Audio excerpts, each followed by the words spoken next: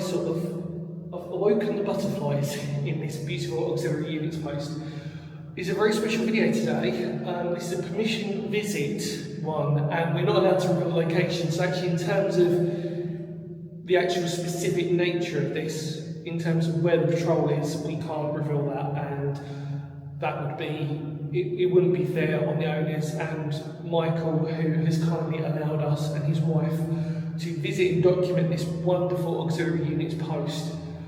Stay tuned with us on the other side. It's never been filmed before. It's been documented, but it's never been filmed before. So stay tuned and we'll show you around. Bye.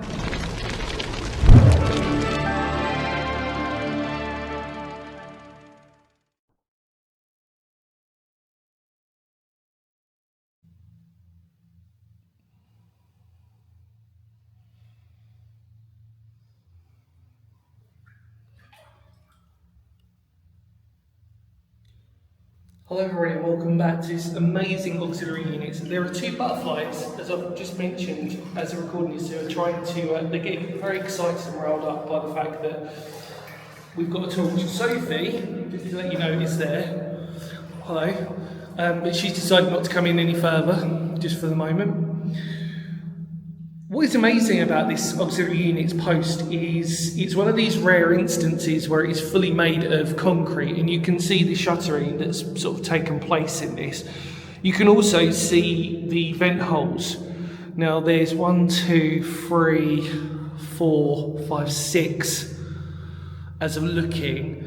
And then what's even more impressive is you've got a section of the original bunk. Now, there's another bit of wood down there. I'm not entirely convinced I know what that is, so I'm not going to put my speculation hat on there. Unfortunately, there is a dead mouse in here. We are very lucky to be here to document this, but also at the risk of lots of wildlife. But this is a beautiful section of bunk as I just sort of like crouch down here, and it's not hard to imagine that the auxiliary units patrol that was here would have been lying on that, and obviously stationed in this post itself. Now we're just going to talk about layout very briefly. I apologise for the fact of how echoey it is in here, but it's fully made of concrete. Now the layout is following this way. So this is the entrance. So what we're going to do is we're going to look at the entrance. And if I just take you up to it, you can see that there's lots of debris and lots of material. I'm just going to stick myself through there. There you go. There's a tyre on top. So that would have been your entrance.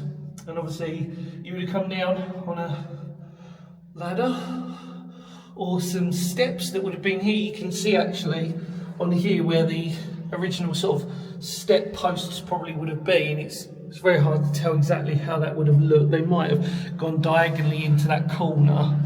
It's not, believe it or not, the first one on this channel, auxiliary units wise, that we've seen that is fully made of concrete. Now, I'm not going to tell you potentially the reason why, because it might narrow it down, but it is due to the type of geology that we're in, which means that they had to make it purely of concrete.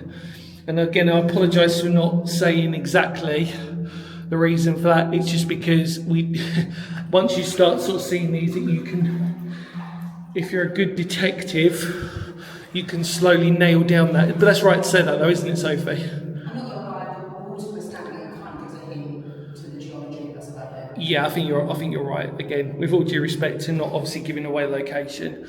So basically that's your entrance. You would have come in, and obviously it's typical with auxiliary units posts, you would have had munitions. So they might have been in barrels, like steel barrels for example, and they would have been placed in those. They do depend. Let's say this one butterfly is still here. And then you've got your bunk. Oh, there we go. It's following me now. Yeah. Sorry about that, everyone. Sorry, you're okay. And then that's it. This is the main operation within this. what we're going to do is, what we came through was the escape hatch, the escape tunnel. And again, very unusual to see because of the fact that it's fully concrete. It's not your normal sort of like concrete tubed tunnel. Now obviously, again, without giving away too much, you've got your unit would have been stationed in here. All locals. So all locals to the area. And if you don't know your auxiliary units, Coles Hill, they would have been trained at. But they would have been local residents like farmers, poachers, dairy farmers, wardens. And the reason for that is because they knew the land that they would have been situated in. And really the operation was that if Germany had invaded, as we always compare it, very similar to the French resistance, that they would have been responsible for disruption, mainly, such as blowing up train lines, causing as much, literally as much disruption as possible to the Germans. The other thing that we need to also bear in mind with the auxiliary units is that they were a specialist force to a degree, and they were sort of very similar to Dad's army. We have to compare it to that, or the Home Guard, but that they were trained slightly differently in that respect. They would have been trained more in explosives and sabotage, that's the word I was trying to look for. And it was so that if Germany had invaded, they would have been stationed in these small bunks. And they are quite, I mean, it's large, but in terms of the patrols that would have been here, relatively small. So, like I said, it would have been your regular farmer. It would have been your regular person you would have met down the pub. And they were sworn to secrecy. So they couldn't tell you what they were doing. So they had to be sworn in, and basically up until most of them, they still never revealed their secrets up until their dying day. So it proves a testament of those types of soldiers that was really, the threat was real. It was taken very, very seriously. But yes, this is it, everybody. So like I said, we'll go back one more time now that the butterflies have chilled out. So like I said, there's your entrance. You're coming in. Most of the time, like I said, you would have had like barrels or that would have been placed with ammunition. So there would have been explosives, etc., etc., and they're normally in between these pockets here. And then as you came in, you've got a door here you can sort of see that would have been here. Again, all camouflaged. So again, the entrance, as you saw, was all surface level. That meant that it was literally on the surface, so you could easily cover it up, put a catch over it. It doesn't stick out on the landscape. Like I said, you've got your door, which would have been placed there, and then you come into this rather large and impressive one, which would have been responsible for a patrol. I'm not going to tell you again which patrol it was, because you know exactly where then. And the only thing that remains fundamentally is just a part or a section, at least, of the bunk. But they would have had a few bunks in here, and then they would have had rudimentary items. Really, again, the life expectancy for an auxiliary unit's soldier would have been very short. You've got to imagine the idea that the moment Germany had invaded, the risk of capture, etc., etc. Again, very similar to the Dutch and French resistance during World War II. And the Germans, Nazi Germany, probably used the same tactics as well.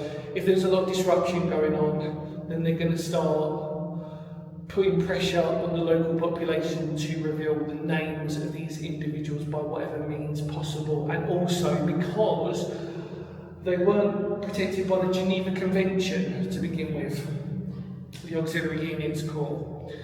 So they had to actually pass a special bill for that to be taken place, because otherwise they just would have been, well, no Geneva Convention, you can understand what they probably would have done, worst case scenario, and it wouldn't have been pretty. But yeah, Sophie rightly said, you appreciate it's very cool, isn't it? It is very cool. And you can see that obviously the design of it is incredible. The fact that, apart from the water, if this water was to be drained, you could easily repurpose this, like easily, without a shadow of a doubt.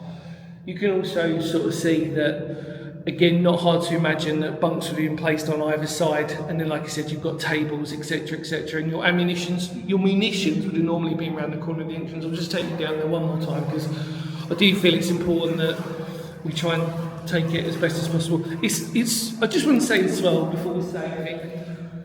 Please respect the fact that I'm trying to talk in a very generalised terminology with these auxiliary units posts, because I appreciate that there are a lot of you who probably have never seen or visited one, and if I go into too much detail, I do run the risk of confusing people. Is that fair to say? It's too much information can be a bad thing. But we've done a lot on this channel of auxiliary units posts, but this one is very special because it has been documented, but it's never been videoed before. So yeah, again, like I said, this is almost certainly where there would have been. You've also, I forgot to say, you would have obviously had communications, telephone wires, etc., etc. Now, most of the time on auxiliary units posts, you'd see the telephone wire or cabling normally attached to a tree on the outside to get that sort of antenna sort of quality, whatever it is, I suppose. So we've had telephone communication down here, and it's just to report in, but again, it would have been very, very secret squirrel down here, and like I said, the fact that they would have been trained at Coles Hill for a short period of time. Again, the thing is, most of them would have already been quite handy with guns, because they would have been warders and poachers, but they wouldn't have necessarily been very good at explosives, obvious reasons. It would have been more if they were, actually. So that's really predominantly that, and obviously espionage and sabotage, for example. Yeah, there we go. Hopefully that's giving you a great perspective. But yeah, this is very fortunate that this is the second time I've ever seen one that's fully concrete. And yeah, just the opportunity to do this. So I'm gonna take you out now.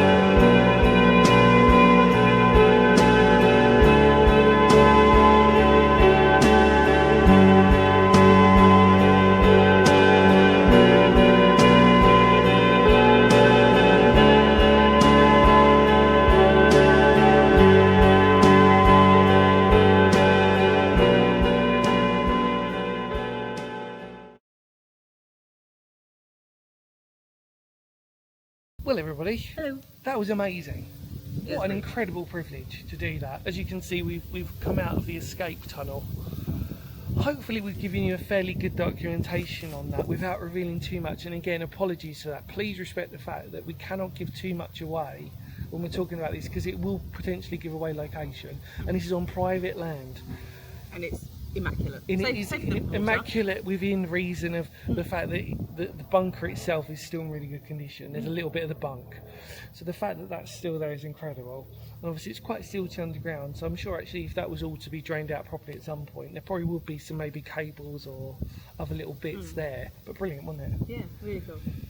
To Sophie's testament, she had popped in a couple of times to actually take some proper good photos, but the butterflies unfortunately did push her back. Not for me. It's because I think fundamentally, although they're butterflies, they've got no fear. They've got no concept of personal space. No, as you saw rightly, that one attached to it. I just want to say a personal thank you to Michael and his wife for allowing us this opportunity. It really means a huge, huge amount that we've got to do this, and thank you so much, mate, for your kindness and just for a general chit chat about this beautiful place. Genuinely felt very spoiled today, so thank you so much, mate. Look, is there anything else you wanted to sort of say? No, it's just thank you for the opportunity. It's immaculate. It's great. Another auxiliary units post ticks off. In the immortal words of Phoenix history, thank you so much for coming along with us. Please respect the fact again that we didn't reveal too much information for obvious reasons.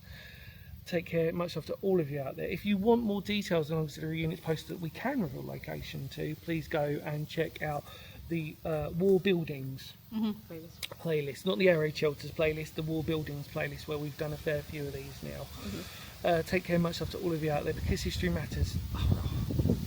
It does. It will prove as a valuable resource and documentation no matter what. So take care, everybody. See you later. You ready? Kapow.